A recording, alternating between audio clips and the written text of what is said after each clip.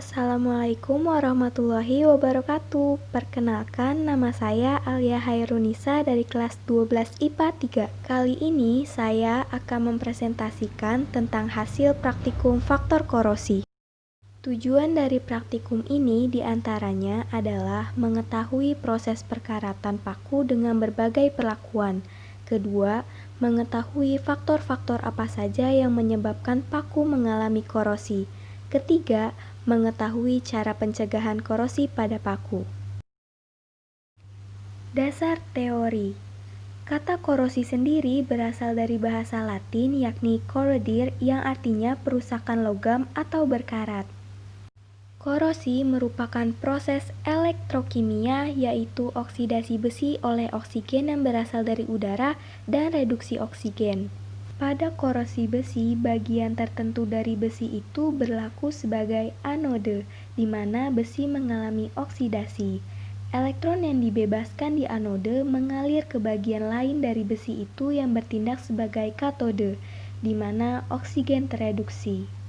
Ion besi 2 yang terbentuk pada anode selanjutnya teroksidasi membentuk ion besi 3, yang kemudian membentuk senyawa oksida terhidrasi, yaitu karat besi.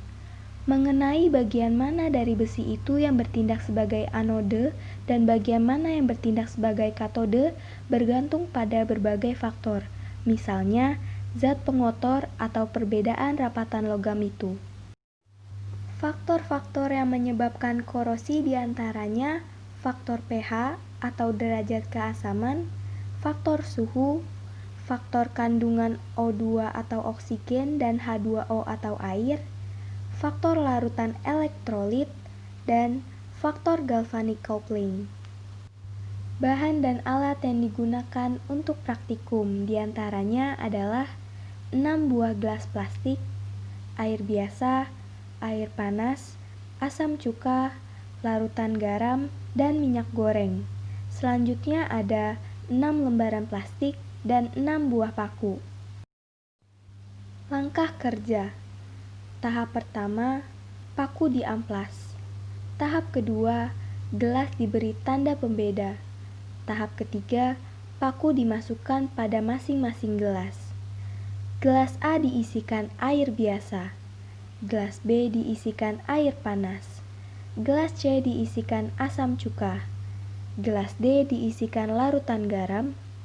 Gelas E diisikan minyak goreng. Dan gelas F hanya diisikan paku.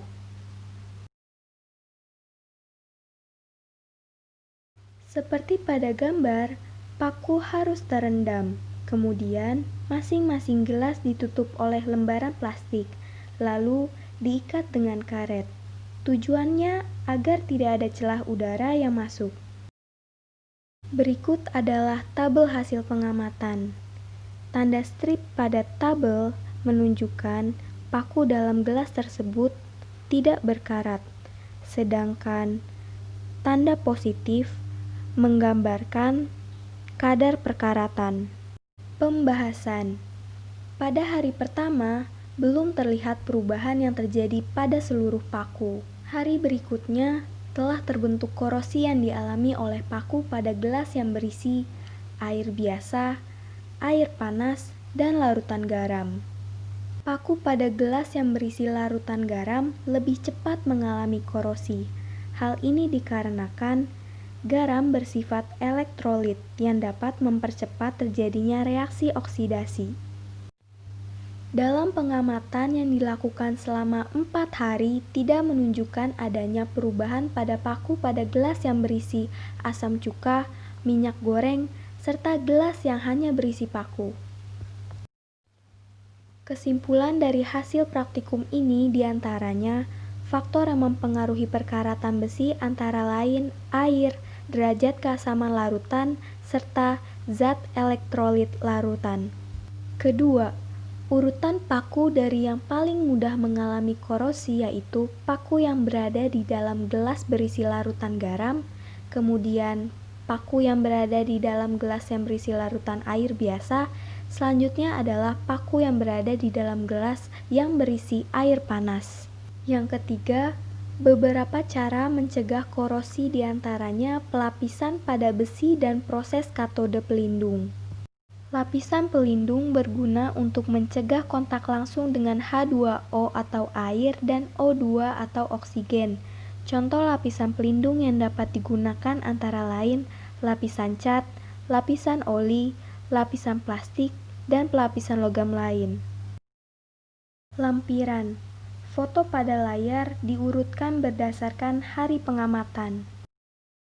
Sekian yang dapat saya sampaikan. Terima kasih atas perhatiannya. Wassalamualaikum warahmatullahi wabarakatuh.